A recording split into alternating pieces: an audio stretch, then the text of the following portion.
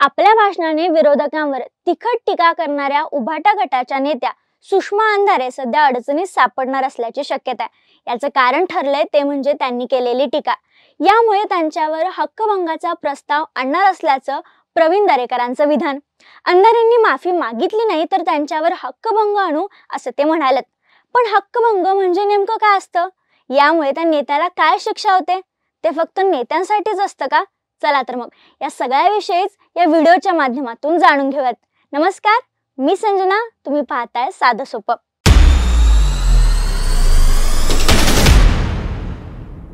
संसद आणि विधिमंडळ सदस्यांना देशाच्या राज्यघटनेच्या अनुच्छेद अनुक्रमे 105 आणि 194 नुसार विशेष अधिकार बहाल केलेले असतात। विशेष अधिकार दिलेले असतात म्हणजे काय?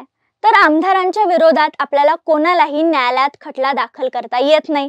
याचं कारण म्हणजे त्यांना दिलेला विशेष अधिकार, जे मी मगाशी सांगितलं। म्हणजेच त्यांना त्यांचे प्रश्न मांडता यावेत, त्यांना बोलता यावं, कोणाचाही दबाव नसावा, विधिमंडळात काम करताना संपूर्ण स्वातंत्र्य असावं म्हणून हे विशेष अधिकार दिलेले असतात।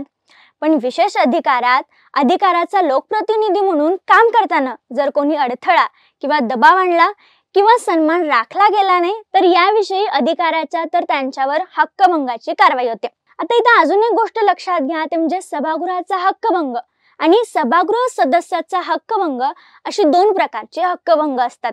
विधानसभा आणि विधान परिषद या दोन्ही सभागृहांमध्ये हक्कभंग प्रस्ताव आणला जातो आणि दोन्ही सभागृहाच्या सदस्यांना हक्कभंग आणण्याची सूचना करण्याचा अधिकार पण असतो। आता हक्कभंग खरोखर झालाय की नाही, त्याला काय शिक्षा द्यायची हे कोण ठरवत असतं?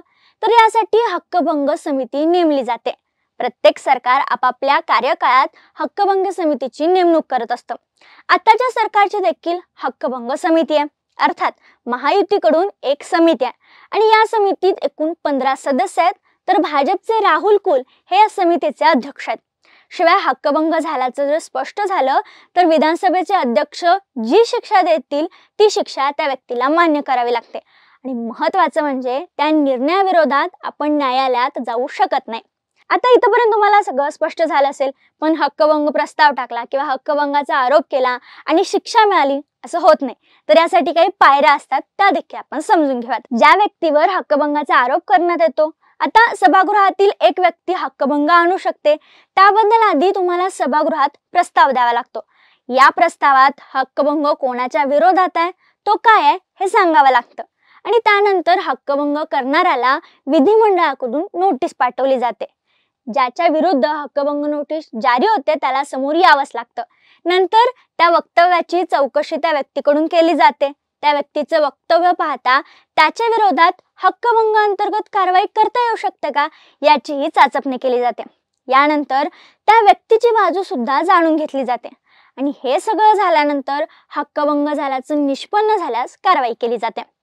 आता या कारवाईनुसार काय शिक्षा केली जाते?